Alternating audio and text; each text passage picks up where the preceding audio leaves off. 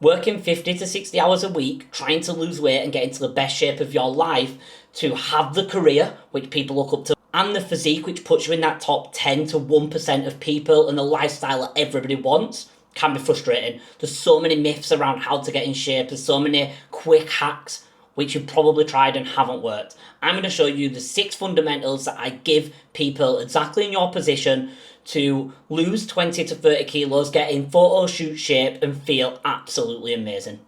Number 1 is time. Everybody who has a busy job always says, I have no time for this. So we do a timesheet and we break down how many hours they need to train, walk, eat, and combined it with how many hours that they need to do everything else that they do in their lives. So let's break it down.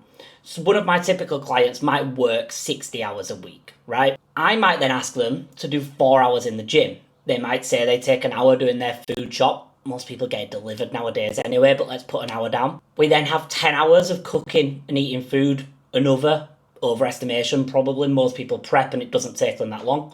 Then we have 7 hours of walking just to get them steps up, a huge vital part of weight loss for most people. Then we have 56 hours of sleeping to make sure that you're getting 8 hours a night. Then we have 7 hours in there for these guys for self-hygiene, so showers on a morning, on a night, getting ready for bed and getting ready for the day. This leaves a total of 145 hours a week of stuff that needs to be done. There is 168 hours in the week. That leaves 23 hours of you awake to do whatever you want. That can be socializing, that can be doing hobbies. That is a lot of time. And you have to remember that if you're somebody who's super busy with a really demanding career and you want to push for a ridiculous physique, you're not going to have as much time as everybody else to watch Netflix and sit on the sofa and eat junk food like you would before. But 23 hours to do whatever you want is still a lot of time. Step number 2 is having push and pull weeks and dieting phases. So for these guys who've lost 20 to 30 kilos, it doesn't happen in one dieting phase. We have phases throughout the year. Some of them it might take a year, some it might take 2. And what we do is we set dedicated times when we know that work might be a little bit less stressful and they might have a clear path, and we push hard. We go really harsh into a deficit because they're not going to need as much energy for work. We push hard on the steps, we push hard on cardio. And these phases could be 6 to 12 weeks, depending on how much time this client has and how hard we want to go. So what we do is we push that deficit short period of time, we get them to lose a lot of the weight, and then we go into pull weeks or pull months where we pull everything back a little bit. We give them more time to focus on work. We keep the accountability and the consistency there. We might have them training 5 days a week, for example, on their push weeks. And then on pull weeks, we might say to them, right, just do 3. Just get 2 to 3 sessions in. Keep that habit of going to the gym in there. We might say to them, well, I might say to them, right, food this week, you've got a really busy week at work, let's not track, but let's stick to the food fundamentals of 4 intakes of protein a day. Make sure you're getting vegetables with 2 to 3 of their meals. Make sure you're snacking on fruit, and keep it with simple, basic carbohydrates and whole foods within that. That will still get them to lose weight. Then in between them fat loss phases, we're going to do maintenance phases. A lot of people hear things about metabolism, and is my metabolism really slow? Your metabolism can change over time, and the longer you're in a dieting phase and in a calorie deficit, you'll get metabolic adaptation. So what I do is I bring clients out of the dieting phase, move them to a maintenance phase, start slowly increasing their calories for 2 to 3 weeks, get them back out of diet fatigue, ready to go again, and then we push into another dieting phase. And we try to plan that around holidays and around really busy periods at work. On the protein thing, I do have a video where I explain an idiot-proof guide to hit your protein target every single day, and the link is going to be in the description of this video. Fundamental number 3 is consistency beats intensity 99% of the time, especially when life gets busy. So when I just mentioned that we have pull weeks where I get clients to train less, not be as strict with their tracking, we still want them consistent. We still want them keeping that habit of going to the gym. We still want them making sure that they're getting their protein in. I still want them to make sure that most of their food is coming from whole food and they're not going to convenience. Because what I see and where really busy people fail is as soon as work gets busy, the habits fall, and then it's really hard to get back on them. We call this a campaign lifestyle. They can focus on health and fitness for a short period of time, make that 6 to 12 weeks, and then work gets busy and they flip all their attention to work and zero on fitness, and then their career starts to get a little bit better because their full focus is on that, and then they realise that their health has started to deteriorate again. So what they then do is come back to fitness, and then work gets neglected for a little bit, and it never works. It's too inconsistent. So what you want is you want really high push weeks, and then on the pull weeks where work is super busy, you're still staying consistent with the fundamentals. Let's talk about the mindset of a lot of people in high demanding jobs. They self-sabotage when it comes to their health and fitness. When you have a high demanding job, stress levels are high all day. When you get home and then stress levels start to come down, what you want is you want to grab food and use that as a comfort. And people do this all the time. And what they do is they tell themselves, you know, I deserve a takeaway. I've just had a really busy day, or I've just had an awful day, super stressful. And your brain just wants really quick, easy piece of dopamine. And guess what? A pizza and a Five Guys is going to give you that. So a lot of these guys will have really busy days, they'll get home and they just want to sit on the sofa, and that's where the self-sabotage. They don't think about the long-term goal, they just want what's there and now. They're conditioned to put all of their energy into work and then self-sacrifice themselves. So what I start to do with these guys is start to make them aware of this. Right, when you get through the door, it's been a really stressful day, make sure that the first thing you do isn't go on your phone, because what you're going to do is then just go on Deliveroo and order a takeaway. What I want you to do is, if you know that there's going to be stressful days coming ahead, just have some meal prep in the cupboard, or in the fridge, because once you get home, it's not a decision to make. You just get home, you put it in the microwave or however you're going to heat it up, and you're going to eat it more likely.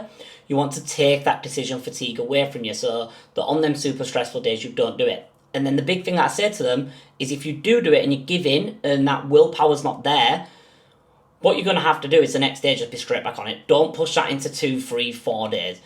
Next day, straight back onto your diet. Don't punish yourself. Don't worry about it. It will be fine.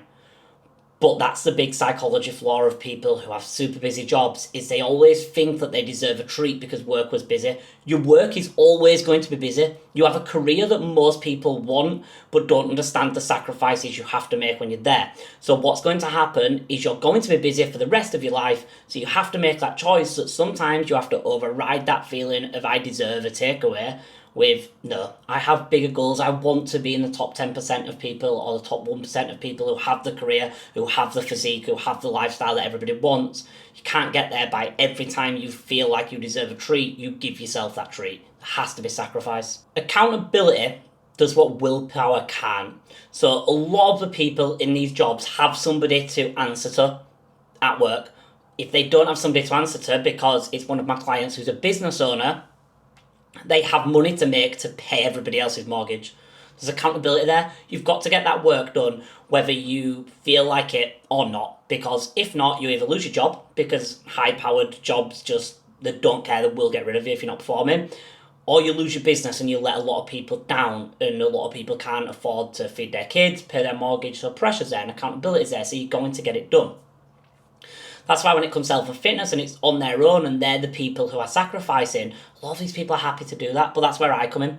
So when people work with me on a one-to-one basis, I'm checking in on them, I'm making sure they're getting stuff done, I'm checking within the app that I use that they're getting the things done that they need to, and I hold them accountable. I say, look, these are your goals.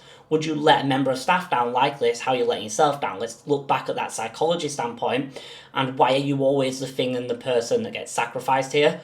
And I pull them back in line. Accountability is massive, because willpower will fall, because they're quite happy to sacrifice themselves to get to that job that they've got, or own the business that they've had. They've made sacrifices their whole life to get there, whether that's time and social life with family and friends. They've had to make sacrifices to get there, right? So they're used to that.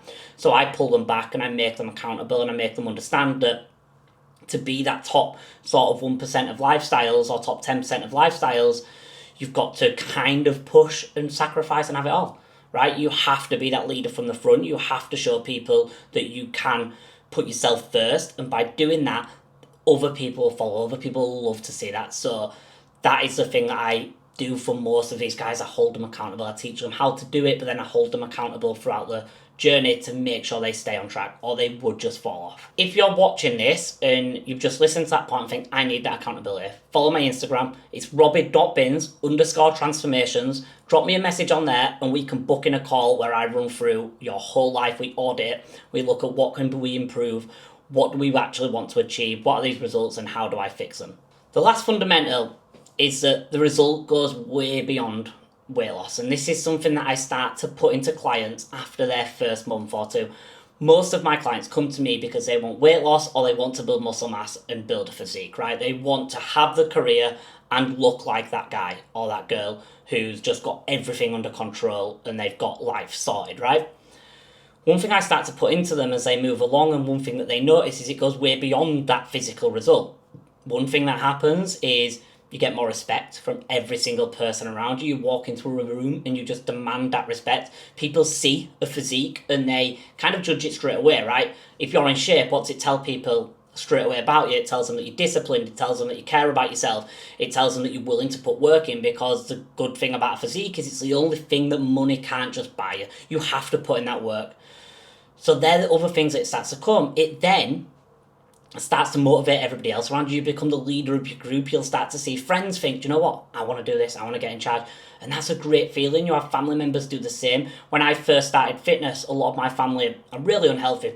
Some of them still are, but the amount of habits I've been able to put into them, and they've improved, and it's improved their life, and it makes me feel better. The same happens with my clients. The next thing that they notice is they have more energy at work. They have a new lease of life. They've had this career for 10, 15, 20 years, and that's all they've focused on. They're now focusing on something else while still holding that at a super high level, and they notice promotions start to come because they've got more energy when they turn up on a day-to-day basis. They notice that they're actually excited to go into work because they're feeling good about themselves, and they get rid of that kind of mid-career slump, if you want to call it that. And these are all the things that come with it. Not only do you get a life-changing transformation, but they also start to notice other things, everything else improving. Their energies are improving, their libido's improving. The respect and how people talk about them starts to improve. Just how people treat you on a day-to-day basis, rightly or wrongly, starts to improve, right? This is what could be possible for you as well, if you need that help.